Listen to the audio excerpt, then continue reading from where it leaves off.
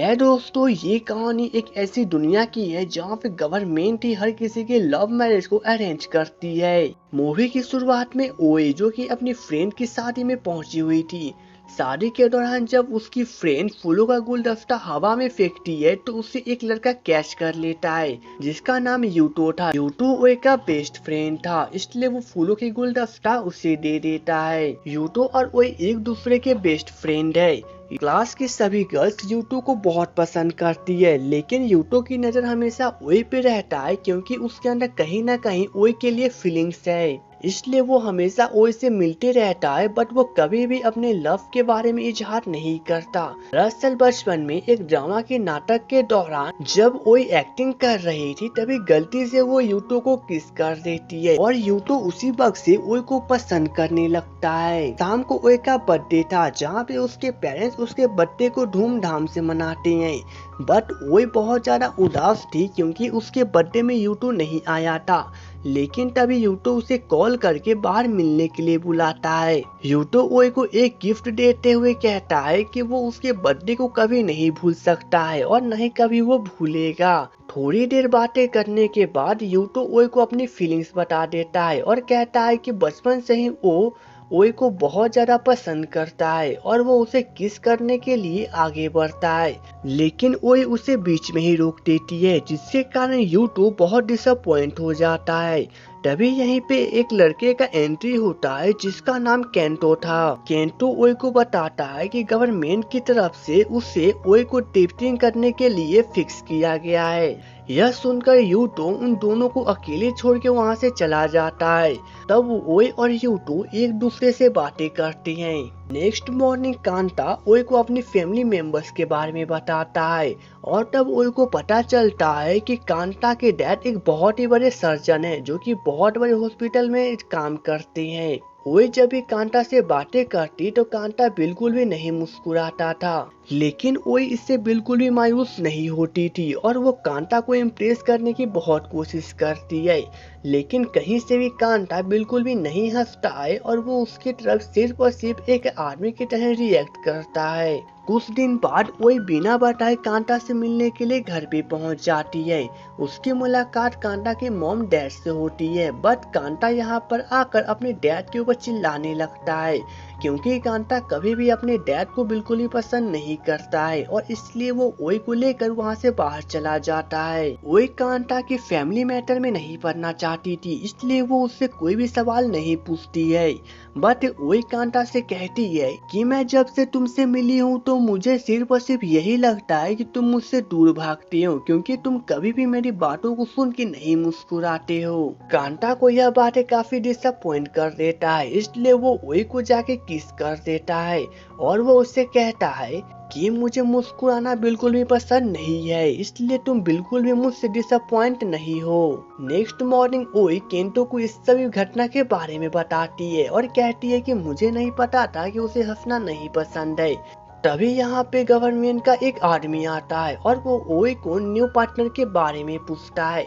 तब ओए उससे कहती है कि गवर्नमेंट ने उसके लिए न्यू पार्टनर बिल्कुल सही चुना है, लेकिन वो थोड़ा थोड़ा उसे डिसअपॉइंट करता है। शाम को ओए फिर से केंटो के साथ बाहर घूमने जाती है। कुछ दिनों में यूटो का बर्थडे आने वाला था, इसलिए ओए उसके लिए एक छोटा सा गिफ्ट खरीद लेती है। यह देखकर कांता का थोड़ा सा मूड खराब हो जाता है, बट वो ओए को इसके बारे में नहीं बताता है और वो ओए को खुश करने के लिए उसे किस कर देता है। नेक्स्ट मॉर्निंग ओए यूटो को जाकर उसे बर्थडे गिफ्ट दिखाती है, बट यूटो उसे बताता है कि वो कुछ दिनों में अमेरिका जाने वाला है और वो हो सकता है तो वहीं पे जाके शिफ्ट हो जाएगा। यह सुनकर ओए थोड़ी सी उदास हो जाती है, बट उसके पास टाइम कम था, इसलिए यूटो को लेकर कांता के पास पहुंचती है, जिसके बाद तीनों घूमने के लिए चले जाते हैं। घूमने के दौरान जब दोनों अकेले होते हैं तो यूटो कांता से कहता है कि मुझे पता है कि तुम ओए को बिल्कुल ही पसंद नहीं करते, लेकिन ओए मेरी पुरानी फ्रेंड है, अगर उसे जरा सा भी प्रॉब्लम हुई तो मैं तुम्हें नहीं छोड़ूंगा। यह सुनकर कांटा को थोड़ा सा बुरा लगता है और इसलिए वो यूटो के ऊपर हाथ उठा देता है। बट तभी बीच में ओई चली आती है और दोनों के झगड़ा को शांत कर देती है। लेकिन झगड़े से परेशान होकर यूटो वहां से चला जाता है। नेक्स्ट मॉर्निंग कांटा ओई को मिलने के लिए बुलाता है और उसे चर्च में ले जाकर उसे शादी के लिए प्रपोज करता है। इस प्रपोजल को देखकर तो ओई काफी खुश हो जाती है, जिसके बाद वो उसके बारे में जाकर अपने फ्रेंड्स को बताती है।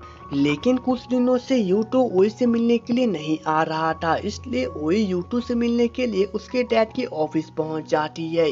बट उसके डैड से ओई को पता चलता है कि यूटो को ब्रेन ट्यूमर है, जिसके कारण वो ज्यादा दिन तक जिंदा नहीं रह सकता है, इसलिए वो अपनी इलाज करवाने के लिए अमेरिका जाने वाला है। ओई यह सब जानने के बाद तो पूरी तरह से टूट सी जाती है, क्योंकि ओई उसका बचपन का फ्रेंड था। लेकिन इधर कांटा यूटो को जाकर अपने शादी की इनविटेशन कार्ड दे देता है और उसे शादी में आने के लिए भी कहता है। यूटो कांटा को बताता है कि वो इस शादी के प्रपोजल को एक्सेप्ट नहीं कर सकता, क्योंकि वो कुछ दिनों में अमेरिका शिफ्ट होने वाला है। इधर ब्रेन ट्यूमर के बारे में पता चलने के कारण ओई काफी ज्यादा परेशान थी। तभी वहाँ पर गवर्नमेंट का आदमी आता है। तब ओई उसे अपनी प्रॉब्लम्स के बारे में बताती है, जिस पर गवर्नमेंट का आदमी उसे बताता है कि ये उसकी लाइफ है, उसे खुद चूज करना है कि उसे किसके साथ रहना है। गवर्नमेंट के तो सिर्फ यही चाहता है कि हर एक इंसान को एक अच्छा प्रपोजल के साथ एक अच्छा बॉयफ्रेंड मिले। अब सीन शिफ्ट होती है शादी वाले दिन पर, जहाँ पे ओई का शादी था, लेकिन ओई यहाँ पे बहुत ज्यादा उदास थी। तभी कांटा उसके पास आकर उससे बातें करता है और उससे उदास होने का कारण पूछता है, जिस पर ओई अपनी फीलिंग्स के बारे में कांटा को बताती है कि जब से मुझे ब्रेन ट्यूमर के बारे में पता चला है, मैं तब से यूटो को पसंद करने लगी हूँ। शायद इसलिए क्योंकि मैं बचपन से उसके साथ रहती हूँ और मैं तुम्हें सिर्फ इसलिए पसंद करती हूँ कि गवर्नमेंट ने तुम्हें हायर किया है, तो मुझे लगता है कि तुम मेरे लिए सही हो। कांटा ओई की सभी बात को सुनने के बाद वो ओई को कहता है कि अगर तुम चाहो तो इस शादी को तुम अभी भी छोड़ सकती हो, क्योंकि मुझे ऐसा लाइफ पार्टनर नहीं चाहिए जो कि किसी और को पसंद करे। यह सुनते ही ओई वहां से रोती हुई चली जाती है।